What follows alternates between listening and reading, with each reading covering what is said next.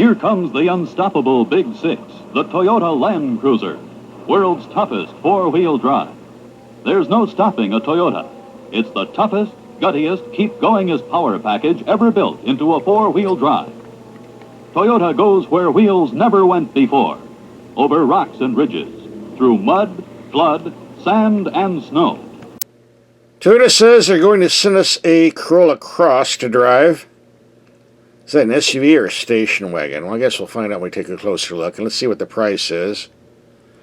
Starting at $22,445. 31 to 33 MPG. I finally got the paperwork. An upgraded XLE all-wheel drive. I think that means it costs more money than 22 grand. And let's see what you get on your XLE. A lot of stuff here.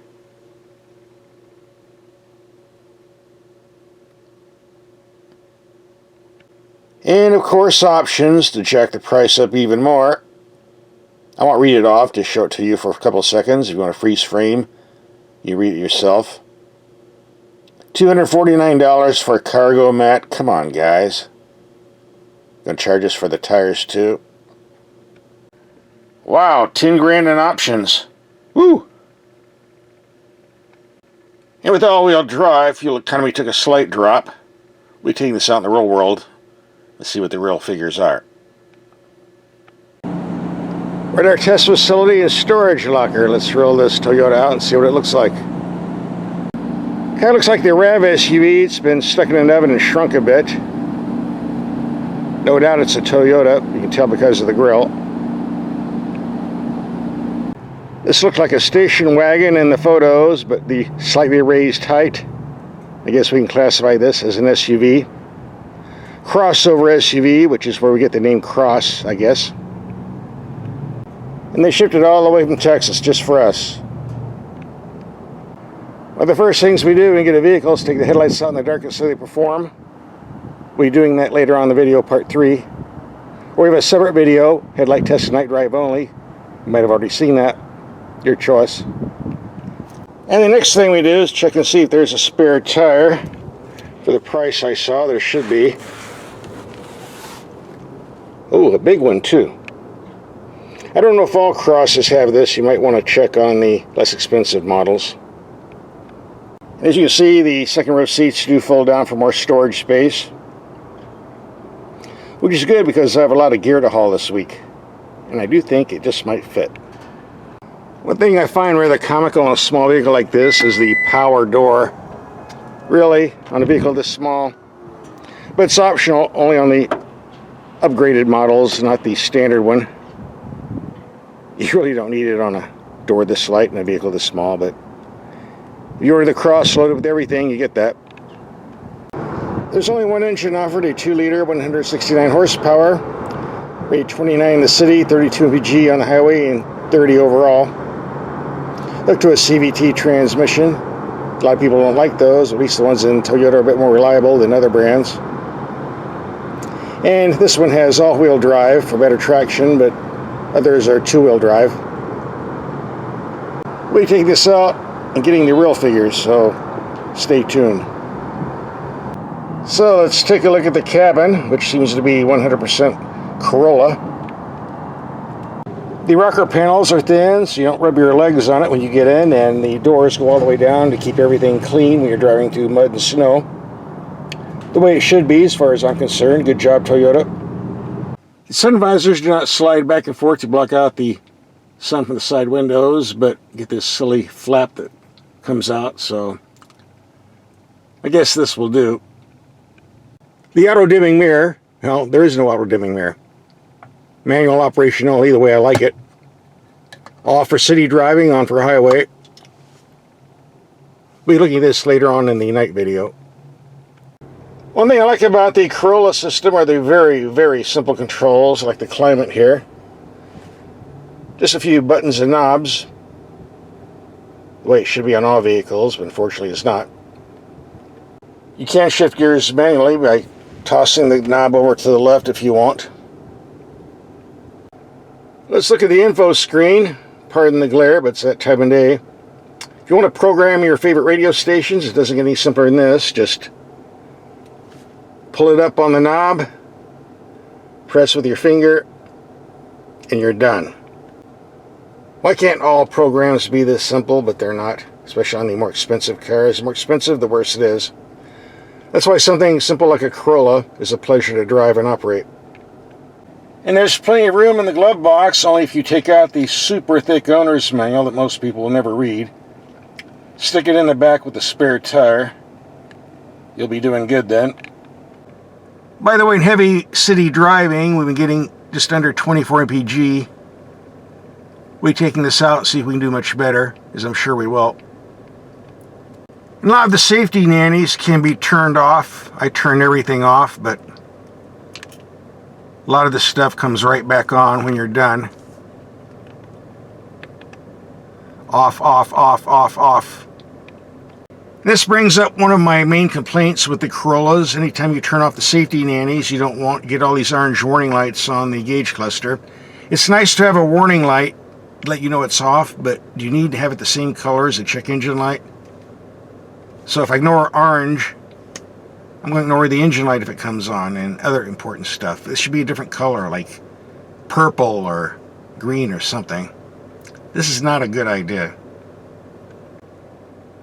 And we do get a tire pressure monitor, by the way, but this brings us to my second complaint with the Corollas. The gauge cluster is very nice, easy to read if you're in the shade. Get out in the sun sometimes, not quite that way, because you have this plastic cover on here. And at certain times of the day, the glare from the sun blocks out the gauge cluster, making it very difficult to read. Right now it's not too bad, but as the sun goes down, this will get worse. And what is amazing, Toyota has their test facility in Arizona, the sunniest place on the planet. You would think somebody would notice this, but maybe by the time they did, it was too late to change it. But this has been an ongoing issue with a lot of Toyota Lexus products. It's not a deal killer. It's just annoying and really needs to be fixed. Get rid of this plastic cover, or do it at a different angle, or do something. Part 1 of the video, show and tell, is over. Part 2, let's go out and do some driving. That's what we're here for. Toyota did an excellent job on the power steering. Decent feel and feedback. Now this is with the all-wheel drive. The two-wheel drive might be different. There's certainly no complaints with this one. As we do in all of my videos, taking some speed humps at 15 miles per hour to see how the suspension performs on impact. So let's do it. Here comes bump number 1, a mild one. Pretty smooth. Number 2. Number 3. And the big nasty one. I felt that one, but not too bad. Overall, comfortable enough. And I think you can see it on the camera here. A lot of reflection in the windshield from the dash. Nothing serious, just kind of annoying.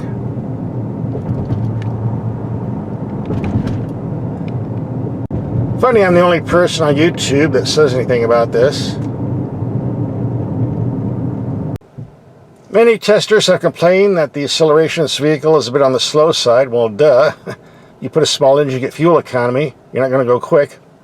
If they gave a bigger engine that went quick, they'd be bitching about the poor fuel economy. You can't have both. So, let's see what this one does. And there is no sport mode, by the way, so you can override that by shifting manually, I guess. But I don't think it would make that much difference. Ooh, slow start. And once you get moving, not too bad.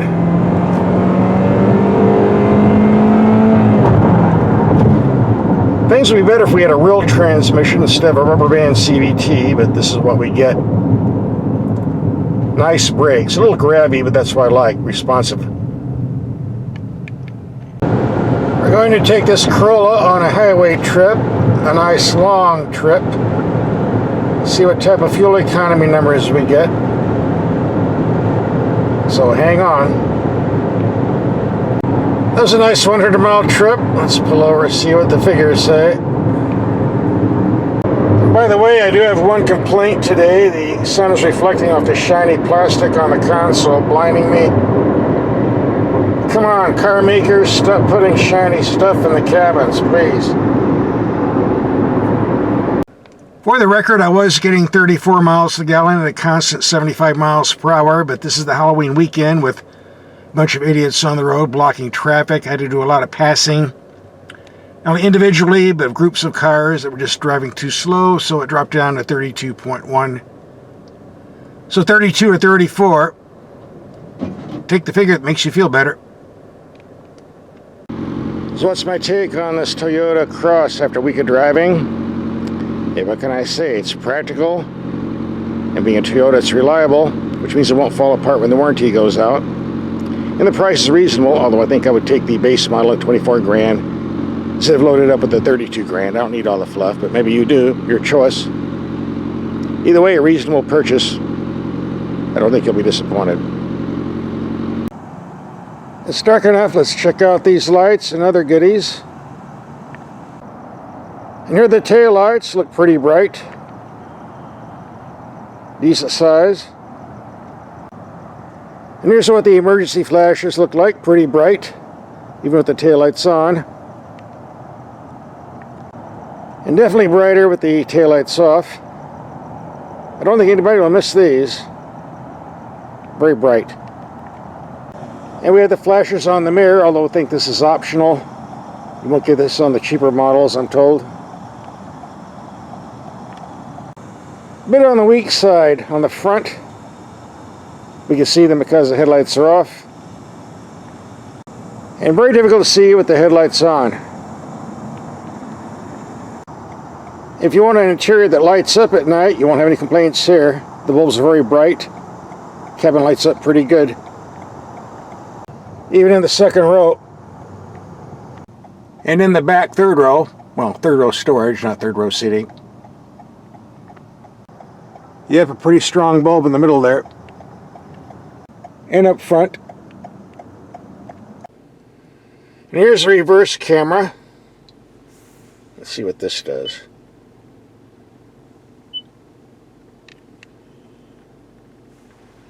Doesn't look very good on my handheld camera, but it looks better in person. A little bit too bright for my camera, but it's definitely pretty decent. A very simple gauge cluster with lots of useful information. Lights up pretty good.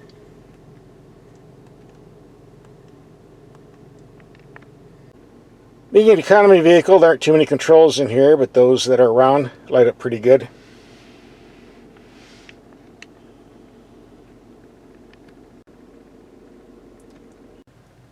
Going to the headlights, which is what we were here for. Got the low beams on a wall 33 yards away, or 100 feet. And I was told that's 30 meters, not 90 meters, like I said in one video. Okay. Very bright, decent height over the bushes, good wide spread. Definitely strong in the middle. Could be brighter, but more than adequate from where I'm looking. Take that back. Wouldn't that be 33 meters? Meters is 10% over yards. Yeah, I think that's what it is. In any case, here's our dark street with the brights on. Really reaches out. Even on low beam, lights up the signs. Oop, let's get this in focus. Well, you get the idea. Performance is pretty good. And it looks like we had a bonus. These have active headlights, which means they turn the same direction as you're turning the steering wheel. Great when you're taking tight corners on mountain roads.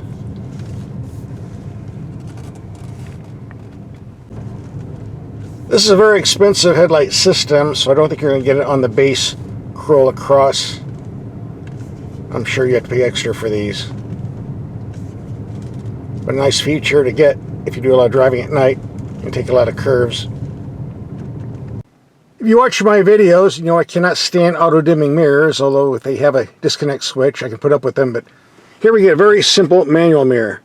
Regular mirror, then dark it out. Put it on dark for highway driving. open up the reflection for city driving. This is what I prefer. I'm happy. And getting on the freeway, these lights definitely reflect off the signs.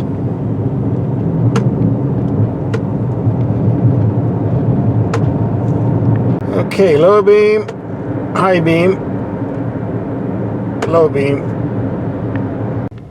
I'm driving down dark, dingy streets where people might walk out in front of you. You won't have a problem with these headlights. I think overall the entire car passes my test. I don't have any complaints at all for night driving.